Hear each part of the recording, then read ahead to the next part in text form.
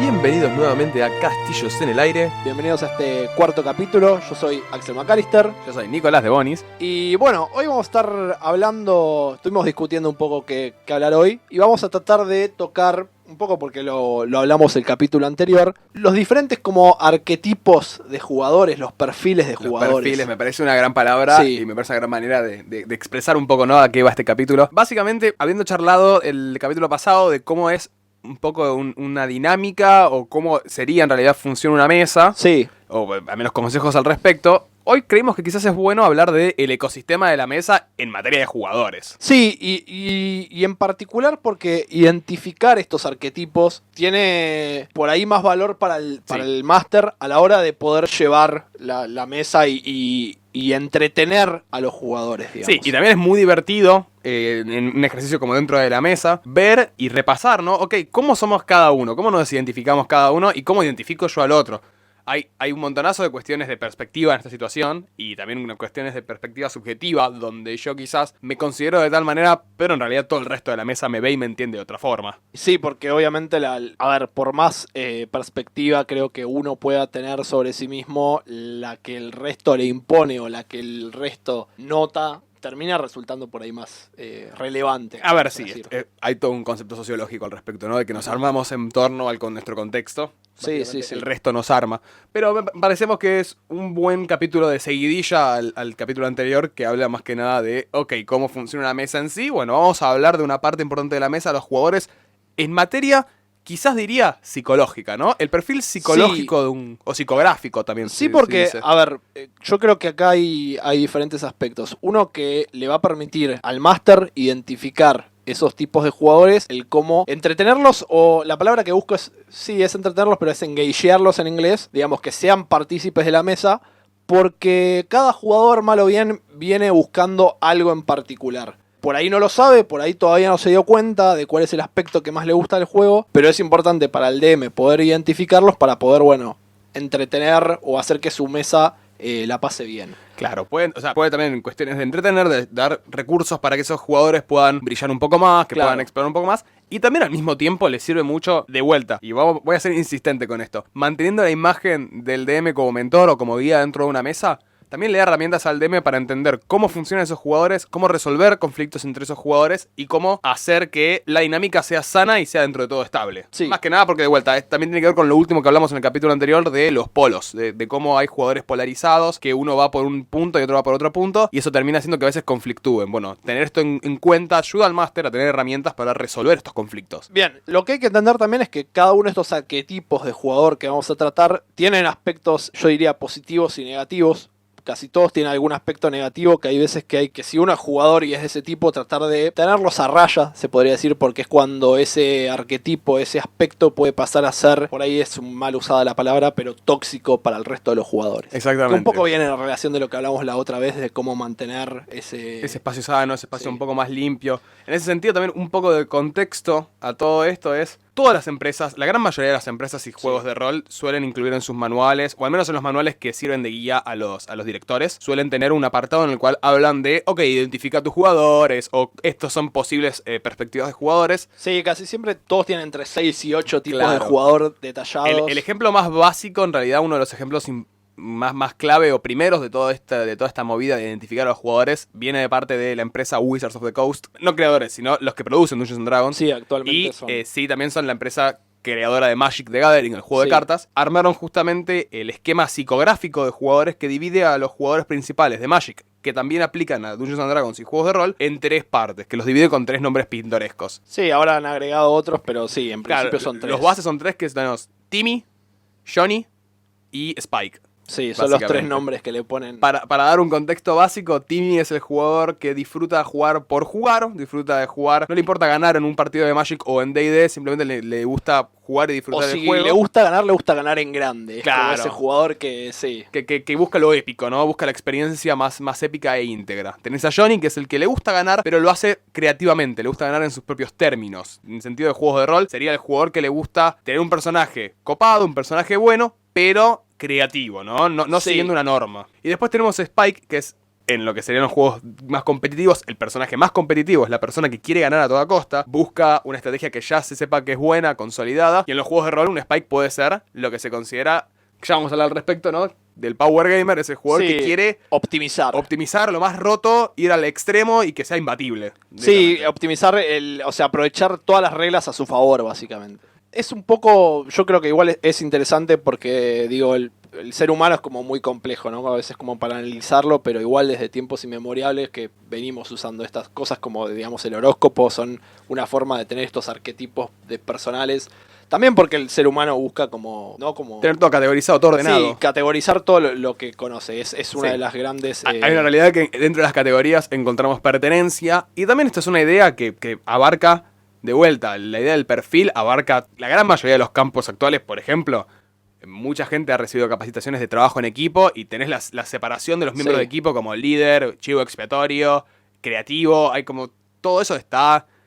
en marketing. Sí, los perfiles de marketing a la hora de ubicar demográficamente. Exacto, perfil demográfico. Claro. Pero bueno, el primero en este caso, vamos a hablar, ya que habíamos nombrado el último Spike, vamos a hablar de Power Gamer, ¿no? Sí. El jugador del poder, digamos. Sí, la idea es un jugador que justamente va a agarrar, o por lo general busca agarrar el sistema de reglas que tiene el juego de rol que estemos jugando para optimizar al máximo su personaje, sacar el mayor poder de su personaje y un poco romper con ese sistema de reglas, ¿no? Como llevarlo ahí al límite, que siempre esté a su favor. Es un jugador, digamos, que por lo general va a buscar un personaje más orientado al combate también.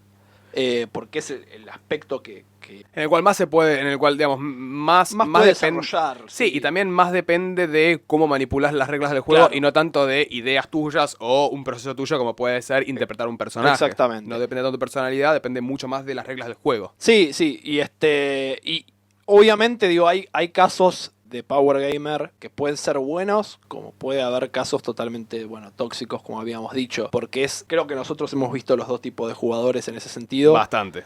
Tenés casos que son totalmente negativos en el sentido de que buscan hasta imponer que el resto de sus compañeros de mesa creen el personaje más óptimo, que tomen la decisión más óptima y enojarse si no lo hacen. Genera un ambiente medio choto en ese sentido. Sí, porque es como alguien que siempre está constantemente limitando al resto, digamos. Y limitarlos cuando, como vamos a ver, digo, más adelante, hay diferentes tipos que buscan diferentes cosas. Entonces hay jugadores que no van a tomar las decisiones en base a si son óptimas, digamos, si se les convienen, sino más bien desde un punto de vista de historia, por ejemplo. Claro, en ese sentido también, el Power Gamer muchas veces linda o coquetea con lo que se conoce, que lo vamos a ver en varios perfiles, ¿no? Pero lo que es el metajuego, ya lo habíamos hablado previamente, es el conocimiento que nosotros como persona tenemos, pero como jugadores, como personajes no tenemos. Claro. Entonces, muchas veces el Power Gamer utiliza este tipo de información para sacar ventaja, hacer quizás algo más óptimo. Sí, y después, tenés, obviamente que el Power Gamer puede tener un apartado bueno, digamos, un apartado totalmente positivo, porque también es un jugador que no necesariamente busca imponer estas decisiones, sino alguien que simplemente le sirve de consejo al resto de los jugadores al momento de decir, quiero armar este personaje un poquito mejor y también puede ayudarlos en ese aspecto. En ese sentido, el Power Gamer también suele ser, en algunos aspectos, un buen referente de reglas. También. Para romperlas sabes las reglas. Sí. Entonces, por ahí, si vos como Master te olvidaste de alguna, por lo general es una persona que se la sabe, entonces a la que podés recurrir rápidamente. Nada, por eso. Tiene los dos aspectos, digo, en ese sentido. El otro, digamos que un poco es raro, pero yo lo llamé el instigador porque creo que lo vi otras veces también nombrado así, que es un jugador que por lo general busca mover la historia hacia adelante, se aburre si la historia no se mueve hacia adelante. Por ahí es un jugador que no le va a interesar la charla con un personaje, con un NPC o un personaje no jugable, no le va a interesar esas charlas de horas porque casi siempre la forma que encuentra de mover esa historia hacia adelante es como con el combate y con matando, confrontamiento, claro. O confrontamiento, digamos, básicamente, físico. En inglés este personaje, lo tenemos anotado, que como instigador se conoce coloquialmente en inglés como Murder Hobo. Murder Hobo, sí. Es el que ante cualquier problema lo va a resolver a las piñas en vez de buscar otra solución porque simplemente le aburre por ahí esa otra solución, no es lo que busca. Y también puede tener momentos en los que puede ser tóxico, si se quiere, porque hay jugadores que van a querer resolver por ahí un conflicto de otra forma, no sé... están llevando a cabo, se me ocurre, digo, un interrogatorio. Y por ahí un personaje que va a buscar sacarle el mayor provecho y otro que el Murder Hobo por ahí va a decir, ya está, basta, tipo, y lo ejecuta, mato. no sé. Tipo, claro. Como... Sí, Murder Hobo termina siendo un estilo de juego, o digamos, instigador, termina siendo un estilo de juego que suele ser muy limitante para el resto de la mesa, más que nada porque en esta unilateralidad de resolver conflictos con el confrontamiento, con el combate, termina generando también disrupciones en la narrativa, ¿no? Pongámonos en contexto. Un personaje que dice, bueno, a ver, ustedes saben que hay una persona mala dentro de este pueblo. Entonces tienen que investigar, tienen que hacer preguntas, tienen que hacer un pequeño relevamiento de información para encontrar quién es este sujeto que fueron encargados de encontrar. Y que es un Murder Hobo, dice, bueno, a la primera que dudo, sablazo a la persona, o directamente mi método de investigar es empiezo a matar gente, porque eventualmente voy a matar a la persona que tenía que matar. Es como, es un estilo de pensamiento muy, muy cuadrado, muy, muy fijo, unilateral, que es completamente limitante para el resto de la mesa. No es un comportamiento que generalmente... Es un jugador que por ahí más simplista, que lo que busca en una mesa es un poco a veces divertirse y no pensar demasiado, porque por ahí también es su forma de, qué sé yo, terminaste de laburar y descargar un poco y decir, bueno, mato un par de bichos en un juego de rol y más o menos, viste, como... Sí, No, libero tensiones. claro, mientras que por ahí el jugador que busca sacar toda la experiencia narrativa de un juego de rol no le va a copar. Hay estilos de juego que son mucho más amigables para Murder Hobos o instigadores, como es lo que se conoce básicamente el patear la puerta y tener el tesoro. Sí, tal cual. Básicamente es lo que se conoce también como dungeon crawling. Los personajes están en una situación donde están dentro de un calabozo, tienen que matar a la criatura o al enemigo, agarrar el tesoro y se terminó la aventura. Sí, al Murder Hobo esa parte obviamente le va a encantar porque básicamente... No hay diálogo. No hay diálogo, es bajar niveles en un dungeon, en una caverna o en un castillo, pasar por varios niveles, patear puertas como decís. Sí, meter tiros, adentro, partir cabezas. Claro. Y se terminó. Es un estilo de juego tranquilamente, o sea, pero claro. Es un estilo de juego particular que por ahí no todo el mundo le va a gustar. Claro, en el ambiente literario, quizás en un ambiente más de recursos narrativos literarios, se conoce mucho al personaje de Murder Hobo como el gatillo fácil, el gatillo feliz, el trigger happy, ¿no? Es la persona, en los policiales negros es ese policía que primero dispara, después pregunta. Claro. Es un estilo narrativo que existe, pero que llevado a un ambiente de juego en conjunto puede ser bastante complicado. Sí, y creo que en este caso, en ambos casos, digo, tanto el Power Gamer como el Murder Hobo o el instigador, tienen un factor que es la forma en la cual vos podés como tirarles el hueso, digamos, por así decirlo, como Master, es que ambos, digamos, el Power Gamer en que su personaje sea poderoso y tenga esa cosa épica, y el Murder Hobo también, en que busca por ahí el gusto en el combate. Casi siempre la mejor forma de darles ese hueso o de entretenerlos, por ahí es, no sé, si tenés un enemigo que le quedan pocos puntos de vida o que está por morir, bueno, aguantalo hasta que esa persona le dé el golpe final, porque es lo que va a disfrutar también, o dales la oportunidad de que sientan esa sensación de completar algo, no sé, el tesoro claro. Al final, la recompensa sí, como lo que hicieron ante tal combate, digamos. Como que su acción llevó un movimiento en la trama claro. O en la narrativa que, bueno, que lo ganaste. Claro, exacto. Campeón. Porque tienen como esa cosa en la cual les gusta más el aspecto de juego, justamente. Claro. Ahora, vamos a, ya teniendo en cuenta que Power Gamer y Instigador Murder Hobo son, sobre todo Murder Hobo, tienen un poquito más de cosa negativa que de positiva, vamos a hablar un poco de algo que sea un poquito más positivo. En este caso, se me ocurre el táctico, ¿no? El tactician. Sí, es... El jugador más... Es el ingeniero claro. del grupo. Más perspicaz en ese sentido. Porque es un tipo de jugador que hace un poco lo que hace el Power Gamer para uno solo, pero lo hace un poco para toda la party, en el sentido de que siempre va a buscar planificar de forma que todo sea como óptimo para todo el grupo, digamos, en ese sentido, ¿no? Que todos tomen la decisión correcta en todo momento. También roza un poco con el metajuego, como habíamos. Y bueno, como todos, digamos, posee casos positivos y negativos, porque, digamos, de vuelta, si es un jugador que busca guiar a la party en este sentido, y a imponer a veces esas tácticas, esos planes con los que viene a traer, puede ser que la party no quiera actuar de esa forma, y si es constantemente Reiterativo. bombardea o reiterativo GD en el lunfardo.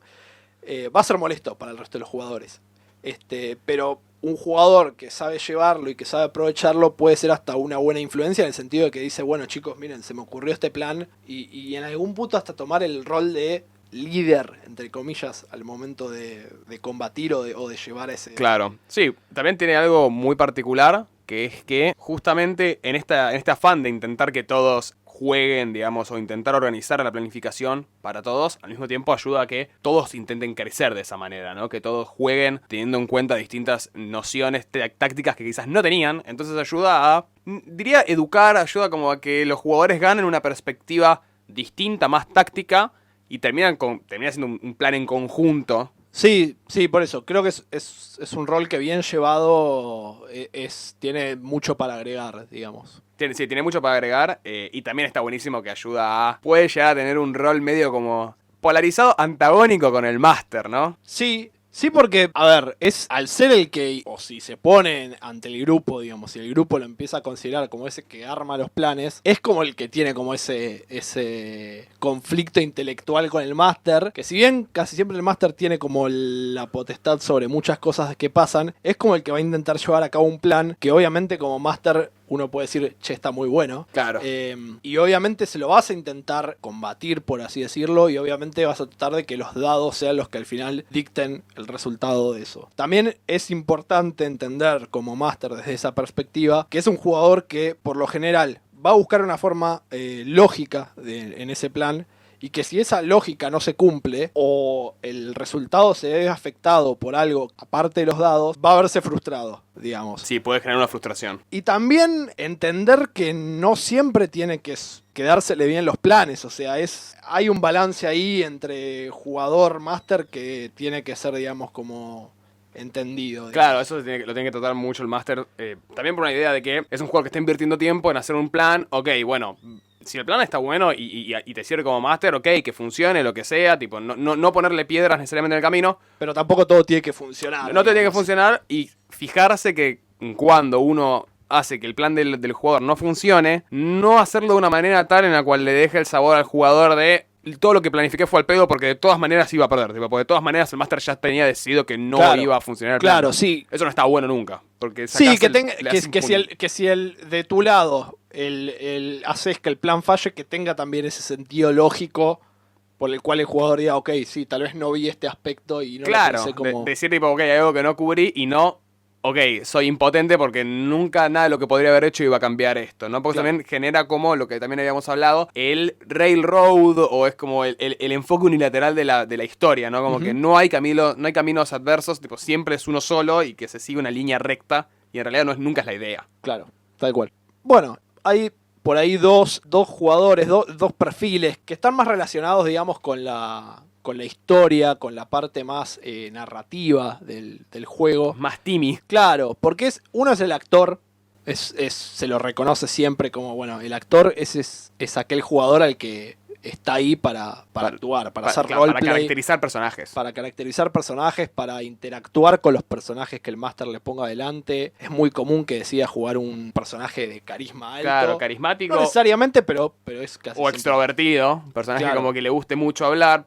para justamente tomar la palabra. Pero a veces es como también un desafío que asumen los personajes actores las personas actores de ponerse en un personaje que no sea, todo lo contrario, que no sea tan carismático y que presente un desafío a la hora de interpretar, ¿no? Ok, ¿cómo interpreto, por ejemplo, en setting más fantástico medieval, cómo interpreto un orco guerrero que no necesariamente, no va a manejar una carisma alta generalmente? Ok, bueno, ¿cómo lo interpreto? ¿Cómo me pongo en la piel o en el papel de ese personaje, ¿no? ¿Cómo interactuaría ese personaje con el mundo? Sí, y también que, digamos, como perfil de jugador, casi todos estos perfiles tienen algo que uno vuelca al personaje sin quererlo, o sea, y es muy común que, por ejemplo, el actor, incluso cuando no está manejando un personaje de carisma alta, sea alguien que hable mucho o que participe mucho de las conversaciones. Y creo también que en eso tiene que un poco cuidarse, en no acaparar. Incluso creo que un buen actor trata de generar situaciones para que el resto participe. Sí, el actor es muy wingman en ese sentido, es como una buena pata en la cual un máster puede depender. Generalmente los jugadores actores suelen ser jugadores con más experiencia o jugadores más desinhibidos en su vida social común,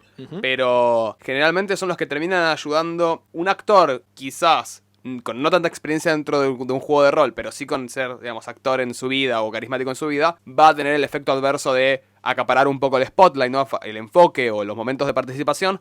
Ya cuando un jugador actor va ganando un poco de experiencia y entiende cómo es una dinámica de mesa, lo mejor que va a hacer es va a intentar darle spotlight al resto, ¿no? Va a intentar funcionar como de enganche para otros jugadores para que puedan sumarse, y de hecho termina inspirando también a muchos jugadores. Sí, sí. Y bueno, también entender a veces como máster que cuando el actor todavía no sabe manejar esto del spotlight, del foco, es importante también limitarlo uno en el sentido de, no sé, si está por querer tener una super conversación que es totalmente irrelevante porque por ahí está, no sé, comprando una boludez en personaje, no es relevante la conversación para el resto. Bueno, tal vez decirle, bueno, ok, sí, compras eso que querés y listo, y prosigamos con la historia. El resto de los jugadores se va a sentir, por ahí se va a aburrir porque por ahí no es el foco de ellos participar activamente de todas las conversaciones. Entonces nada, hay que manejar, digamos, ese foco, ese spotlight entre el actor y el resto también. Claro, en otro aspecto, quizás de jugador un poco más inmerso en la narrativa, es el storyteller, ¿no? El que narra historias.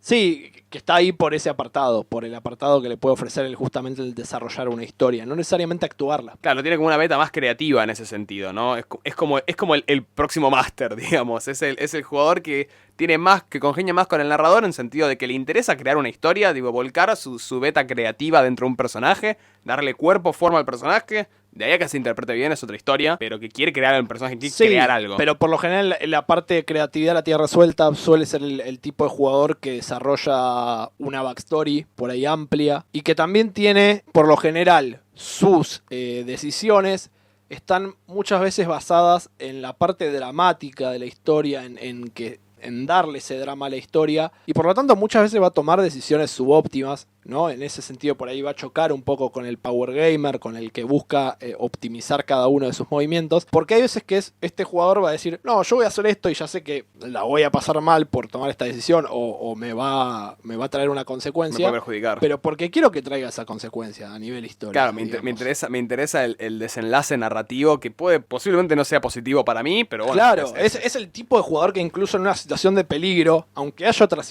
otras soluciones, por ahí se ponga en riesgo él para salvar al resto del grupo. Claro. Porque narrativamente o dramáticamente es como importante. Sí, al mismo tiempo, bueno, igual que el actor ya en cuestiones más por fuera del juego es un buen componedor, es un buen wingman para el máster y para la mesa en sí. El de storyteller tiene esa misma capacidad de ayudar al máster, pero en las cuestiones dentro del juego, ¿no? Digamos, hacer que la narrativa no se atasque, de hacer que la narrativa fluya. Y al mismo tiempo le puede llegar a poner un desafío al máster, al igual que el Tactician, pero esta vez en cuestiones narrativas, ¿no? En decir, ok, bueno, desarrollame esta consecuencia que quizás no tenías pensada. Claro. Es como que tiene tanto el actor como el storyteller tienen esa capacidad de ser un beneficio para el máster y para la fluidez de la mesa. Uno por dentro del juego, otro por fuera del juego. Sí, porque son capaces por ahí de darte un giro que como máster no esperabas. Entonces, de repente, ese camino que vos tenías como de alguna forma planificado, por el solo hecho de decir, bueno, del drama va a tomar otra decisión que va a cambiarte completamente lo que estabas pensando.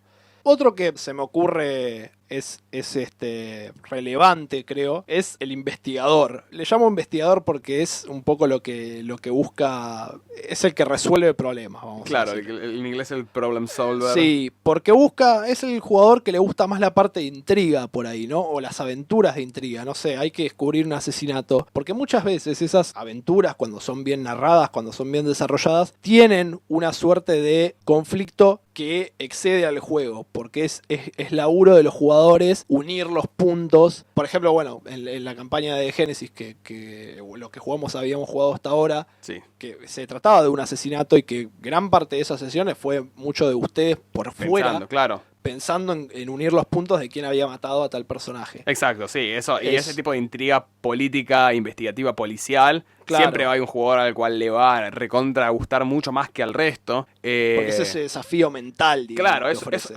termina siendo un desafío no a nivel personaje, termina siendo un desafío a nivel persona, a nivel jugador. Y este problem solver, este investigador, también tiene un aspecto positivo, que es no solo que ayuda a la mesa a destrabar situaciones medio de enigmas, que muchas veces pasa, hay muchas veces jugadores que quizás, o mesas enteras que juegan aventuras de juegos que son un poco más directas en su resolución, que son mucho más de, ok, ir adelante, terminar un conflicto, listo, vamos a la siguiente aventura. Cuando en realidad muchas veces hay aventuras que proponen muchos enigmas o muchos puzzles y muchas veces jugadores que no están acostumbrados no los pueden resolver. Tener un investigador, un puzzle solver. De hecho hay una mesa que, la mesa de Max, me acuerdo, Sí. que una vez, una sesión estuvimos con Ama, Franco y Zapa, creo. Sí. 3-4 horas lo que duró la sesión, tratando de resolver un acertijo un templo, que no sí. podíamos resolver. Que no podíamos resolver, que fue un caos, sí. Bueno, y justamente, por ejemplo, este director que tuvimos nosotros, Max, siempre fue mucho más, de ponernos mucho más seguidos enigmas de los que quizás estábamos un poco acostumbrados, y fue un gran aprendizaje en ese sentido, a mí me sirvió mucho. Como así también yo me he enfrentado a tener mesas de jugadores donde les ponía un enigma y era, ok,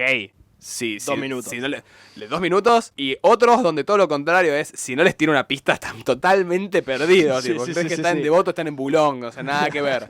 Bueno, lo que tiene el investigador es que puede ayudar a la mesa de destrabar y también como el Tactician puede brindar una perspectiva distinta. Eso está buenísimo Sí. también, como es alguien que intenta pensar las cosas muy fuera de la caja. Exacto. Es Sí. como el curioso en ese Sí, sentido. sí, tal cual. Y también es un desafío al máster, ¿no? Porque, de vuelta, en este campo polarizado, no de rivalidad, sino o al menos no de enemistad, sino quizás sí de rivalidad sana, donde el máster tiene que poner un desafío que sea, un enigma que sea un desafío para el problem solver, Sí. porque lo va a disfrutar, porque va a ser una autosuperación. En ese sentido yo creo que la mejor forma como máster que tenés de apelar a ese jugador, de entretenerlo, es tratar de poner, aunque sea un tramo en o tratar de meter cada tanto problemas a resolver, intrigas dentro de tus narrativas. Porque hay veces que está bien, un puzzle, un acertijo, puede llegar a gustarle, pero es algo que por lo general se va a resolver, si bien hay casos que tardan una sesión entera, se va a resolver rápido. Mientras que una narrativa en la cual haya intriga puede estar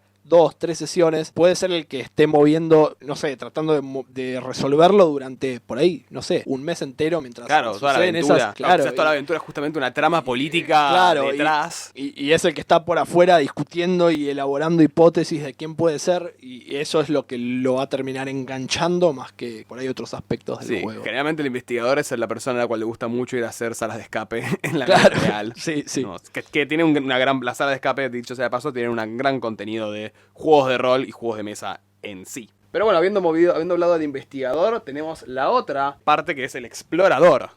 Sí, es raro porque yo creo que no sé si vi tantos jugadores que sean como su foco principal. Es importante entender que creo que estos arquetipos pueden apelar más de uno a una sola persona. Totalmente, sí.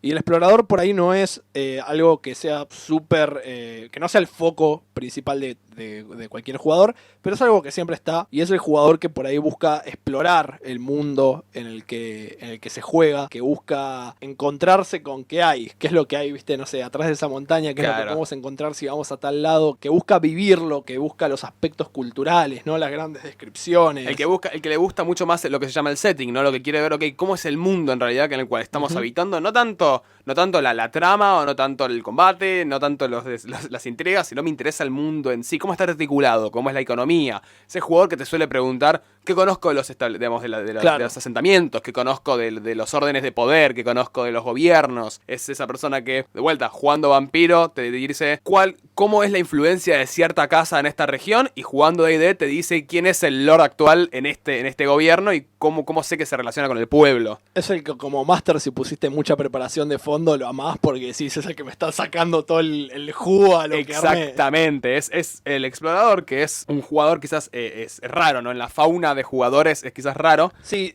por eso digo, lo mencioné como pasa un caso particular, porque sí, es raro. Es que, por ejemplo, yo creo que vos y yo seríamos más exploradores que el resto por una cuestión de que tenemos experiencia armando el mundo. Y también, quizás por como nosotros, ya lo hemos dejado claro, Axel y yo somos bastante más narradores que jugadores. Y en ese sentido, quizás ser un jugador explorador cuando sos en realidad narrador te ayuda a buscar ideas, te ayuda a buscar inspiración. Bueno, a mí ponerle algo que no sé si exactamente entra dentro de este arquetipo, pero me pasaba mucho al momento al jugar casi siempre, digo, me pasa que dentro de... Bueno, el otro día habíamos hablado un poco, y ahora vamos por ahí a pasar más adelante a verlo, cómo los jugadores siempre tienen algo que entran siempre en sus personajes. Y a mí algo que siempre me pasa es que casi siempre que juego un personaje, busco que tenga relación con el setting, con el lugar en el que está. Entonces me interesa saber del mundo para poder desarrollar mi personaje. Eso es algo que yo creo que es algo particular a los exploradores, que les pasa mucho. Por ende, cuando jugamos justamente esta mesa con Max, que jugábamos en la isla de Chult, dentro del mundo de D&D,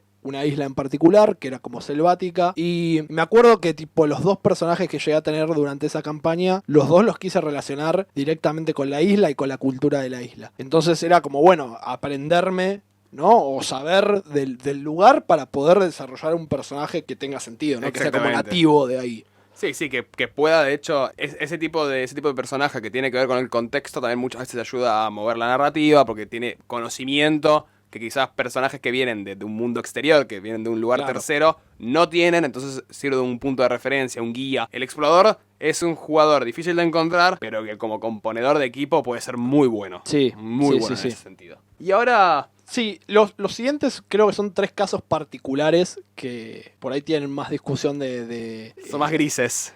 Claro, porque no, son arquetipos que son y no son, por así decirlo. Uno es lo que yo llamé el determinado o especialista, es aquel jugador que está determinado en jugar un personaje porque es lo que le gusta y siempre lo busca jugar el mismo personaje en cualquier juego. Es decir, independientemente del juego en el que esté, va a buscar adaptar ese personaje a ese mundo y que por lo general está referenciado en algún personaje que le gusta de la cultura popular. Y dice, ok, quiero este personaje, ¿cómo lo convierto a un mundo fantástico, a un mundo de sci-fi, digamos de ciencia ficción? Y como dije antes, o sea, casi siempre todos tenemos algún aspecto que llevamos en todos los personajes. No sé, hoy yo te comentaba como por ejemplo de alguna forma en D&D siempre termina administrando dinero, es el personaje que tiene mucha plata. Siempre. De alguna forma termina con mucha plata. Todos los personajes de Axel son contadores, todos. Claro, sí, me encanta administrar. A mí me fascina. Sí, en ese sentido, yo también medio determinante. Mucha gente me conoce porque solo juego, cuando jugamos Calabozos y Dragones, solo juego magos, solo juego Wizards. Siempre jugás personajes de inteligencia alta, que buscan tipo, incluso en The Genesis también los he hecho. En The Genesis también, que siempre busco como el tech guy, ¿no? El que requiere estudio, el que requiere prepararse. Bueno, ese tipo de personajes me gusta mucho y es un arquetipo que suelo traer a todos los juegos, pero en esta medida en la que todos ponemos un poco de nosotros en todos los personajes, que es inevitable eso. Tipo, está bueno que sean diferentes. Claro, también. Los determinados o los especialistas en realidad generalmente se extrapolan a sí mismos todo el tiempo en todos los juegos. Generalmente, si no son una referencia pop o no están sacados de algún lado, suelen ser directamente ellos jugando de manera básicamente simple en todos los juegos que quieren jugar. Y que a veces obviamente les va a chocar con el setting, porque si por ejemplo tu personaje está basado en, no sé, Iron Man, ¿cómo llevas a Iron Man a un setting de fantasía medieval? Claro, no sé, o como por ejemplo... Por decir un ejemplo, no sé. Sí, o si por ejemplo está basado en un personaje más agresivo dentro de los mundos fantásticos, ¿cómo lo llevas eso a, por ejemplo, vampiro? Donde vampiro se supone que son lo contrario, tenés que mantener el perfil bajo, porque en vampiro, si la gente descubre que sos un vampiro, si la gente normal descubre que existen los vampiros, se cae la mascarada, la camarilla, todo se va al diablo, mierda, básicamente, sí. Entonces, generalmente el especialista es el que más conflictos se encuentra en cambiar de setting o cambiar de contexto de juego. Exacto. El otro, bueno, que es un problema y no es un problema. Yo creo que hay mucha gente que a veces lo menciona como no, pero está bien, puede pasar. Yo a veces tengo ciertos conflictos. Es lo que llamamos como el seguidor. Lo escuché nombrar como que no es un jugador, es un miembro de la audiencia. Es un NPC. Es un NPC más. Porque es un jugador que por lo general se va a mantener al margen de toda la acción que está pasando. Va a jugar su turno. Va a interactuar lo mínimo posible con el juego. Y va a estar feliz con hacerlo. Y este es como el punto tipo, ¿no? No es que va a decir la está pasando mal y por lo tanto no lo hace. No. Está contento con hacerlo así. Para un máster creo que eso es algo como súper chocante. Sí, ¿no? es un jugador un poco proactivo, es una realidad. Claro, es un jugador que se deja llevar, se deja estar y sigue y quizás comenta poco, o quizás decide, que decida el resto. Yo soy parte del vagón, digamos, ahí me lleva la carreta. Claro, y como máster lo primero que vas a pensar es, la está pasando mal. Claro, ¿no? tipo, no interactúa, no Claro, participa. Estoy haciendo algo mal yo, por ahí decís tipo... Y también te puede pasar que si está haciendo algo mal él. Y no, en realidad no es ninguna de esas situaciones, pero es común que, Es chocante. que sea, sí, problemático porque, no sé, chupa el entusiasmo por ahí. Sí, hay tipo, una es como realidad que es digamos, en la variedad filosófica y psicológica de jugar y en realidad de interactuar con seres humanos, ¿no? Como nada está escrito en piedra, nunca vas a saber en realidad si la otra persona la está pasando bien o está pasando mal, o no tenés 100% sabido qué es lo que en realidad esta persona busca. Entonces, quizás un seguidor, nosotros podemos prejuzgarlo, podés decir, che, no está pasando bien, o che, no está bueno porque no es proactivo y entonces significa que algo está mal. Quizás es una persona simplemente pasiva, que es una persona que en su vida decide ir más con la tranquilidad de, ok, que me lleve quizás una ola, que me lleve a alguien, que me guíen, y que termine en realidad disfrutándolo, porque se siente seguro, se siente contento. Entonces, es medio gris esta idea del seguidor, del follower, de la audiencia, más que nada porque como máster, como de narradores, no siempre... Si bien a nosotros no nos va a gustar, o quizás decís, sí, bueno, te chupa el entusiasmo, porque quizás los jugadores no lo saben, le tiran una piedra para ver, tipo, ok, te tiro un centro, amiga, y no lo agarran. Quizás puede ser un poco frustrante o drenante, pero en realidad también si vamos a pensar en si le está pasando bien o está pasando mal, existe la chance de que está pasando bien. No es necesariamente malo, sino que es un gris. Y otra cosa que por ahí me parece tener en cuenta, porque bueno, nosotros habíamos hablado un poco al principio, creo que el capítulo cuando hablamos de jugadores, de cómo al principio uno va a ser más reactivo cuando es nuevo, porque no conoce tanto, pero a su vez con la experiencia termina adquiriendo esa proactividad porque es laburo del jugador llevar la historia adelante. Entonces es importante entender que en un grupo está perfecto tener algunos de estos seguidores, si se quiere, 1, 2, pero una party completa de un grupo entero compuesto de seguidores va a ser difícil porque no te van a llevar la historia hacia adelante, digamos. Es diferente cuando son jugadores nuevos porque el jugador nuevo está todavía aprendiendo que tiene que moverla a él. Pero eventualmente se te puede volver, digamos, como bueno... Se puede volver pesado. Sí, y también de vuelta, es cuando uno como narrador, si mantiene a un grupo de jugadores en el tiempo, es ir analizando y viendo, ok, estos empezaron como seguidores y de repente se volvieron más proactivos y de repente tengo un actor, de repente tengo un tactician y no, siempre se quedó en seguidor. Ok, entonces puede ser algo más personal de él, puede ser algo más por confianza, puede ser algo más por comodidad, que nunca está de más charlarlo también, de decirle, che, noto que esto pasa muy así, pues si te sentís cómodo no pasa nada, genial y está buenísimo porque lo puedo entender y puedo manejarlo bien y no meter la pata. Ahora, quizás decir, bueno, quizás si estás haciendo esto porque no te sentís cómodo, no te terminás de incluir en la mesa, ¿cómo te puedo ayudar? Eso de vuelta, con el máster como mentor, como guía, siempre está bueno cuando encontramos estos casos charlarlo un poco. En realidad está bueno en todos los casos negativos, cuando tenemos un jugador Power Gamer, un jugador Murder Hobo, que vemos que no está ayudando nada en la mesa, es charlarlo, che, mira, esto no está tan bien, qué sé yo. En caso de que se llegue una respuesta positiva, genial, adaptarse. No se llegue una respuesta positiva, vamos a ver después cómo es una resolución de conflictos en ese estilo, en otros capítulos. Pero cuando hablamos de jugadores que quizás se ven más introvertidos, más cerrados, más pasivos, ok, puede haber algo que le esté molestando y no le está comunicando. Puede ser que en realidad sea así, punto. Es simplemente charlarlo, tenerlo en cuenta y hacer de ese caso lo mejor posible. Sí, siempre aplicando lo que habíamos hablado el capítulo anterior. Comunicación, compromiso y respeto. Bueno, y el último es el picante, el último. Es picante porque no es un arquetipo bueno, no es un arquetipo positivo casi bajo ningún aspecto. Creo que el único aspecto que se me ocurre es súper particular. Es raro, yo lo saqué un poco de pulmón. Sí, digo, lo escuché nombrar por Matthew Colville, que es un youtuber que yo ya he mencionado, como el científico loco. Yo le puse por ahí, le pusimos el nombre de profanador. Defiler, para ser más dramático en inglés. Que es un jugador que es el que toca el botón para ver qué pasa, vamos a decir. Es como ese jugador que busca con sus personajes, no importa cuál, como ver, ¿no? Aprovecha las infinitas posibilidades que te ofrece a veces el mundo del rol para decir, bueno, vamos a ver qué pasa, vamos a tocar, vamos a tirar poderes, vamos a hacer que cosas pasen y, claro, sin pensar en nada. Y no las piensa demasiado. Lo cual esa persona por ahí la está pasando bien con eso, pero resulta a veces totalmente disruptivo para el resto del grupo, ¿no? Claro, porque ¿no? el resto del grupo va a mirar y va a decir tipo, ¿por qué hiciste eso?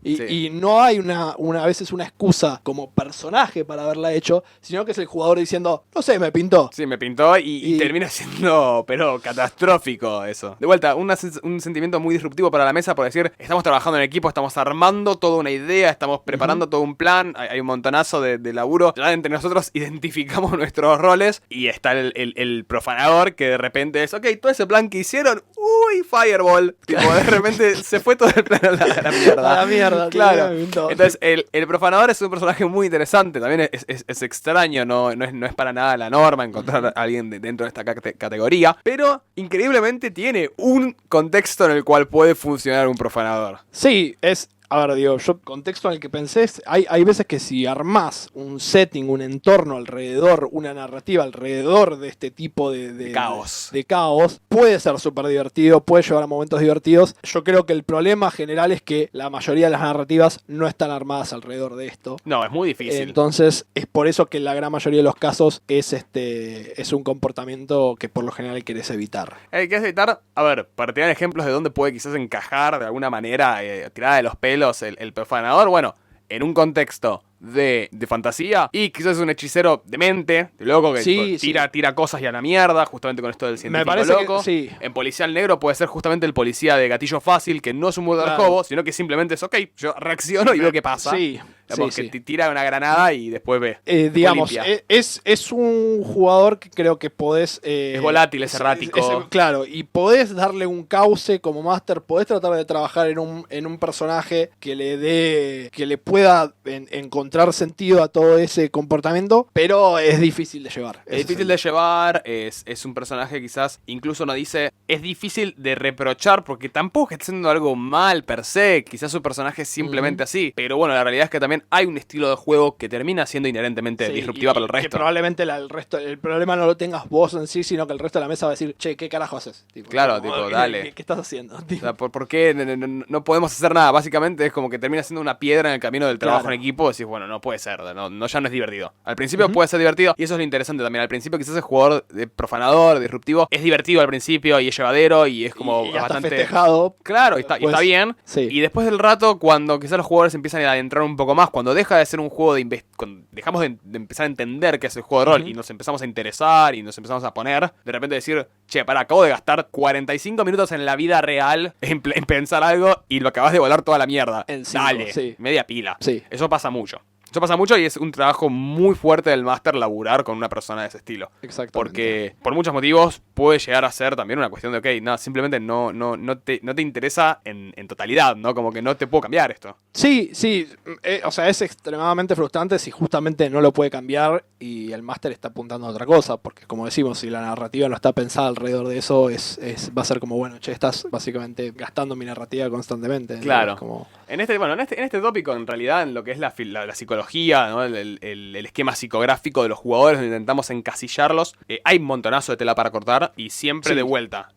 Existe el multiclassing, ¿no? Hay jugadores que van a representar dos cosas. Por ejemplo, y siempre se me va a ocurrir el ejemplo de nuestro amigo Amadeo, que ya lo hemos nombrado incluso anteriormente acá, que es siendo re famoso. Yo creo que ya lo nombramos como 4 Amadeo veces. es un capo. Amadeo tiene siempre la cosa de ser un jugador power gamer, porque siempre termina rompiendo el juego. Amadeo se interioriza mucho en las reglas y rompe el juego, pero al mismo tiempo en realidad termina recontra enfocado en quiere hacer que todo el resto sea mejor, ¿no? No es disruptivo para nada. Sí, totalmente. Entonces es el ejemplo de power gamer bueno, que en lo que habíamos hablado al principio de Timmy, Johnny y Spike, Amadeo sería un Spike en cuestiones de que es competitivo, quiere jugarlo mejor, pero es un Johnny, lo quiere hacer en sus propios términos y ganar en sus propios términos.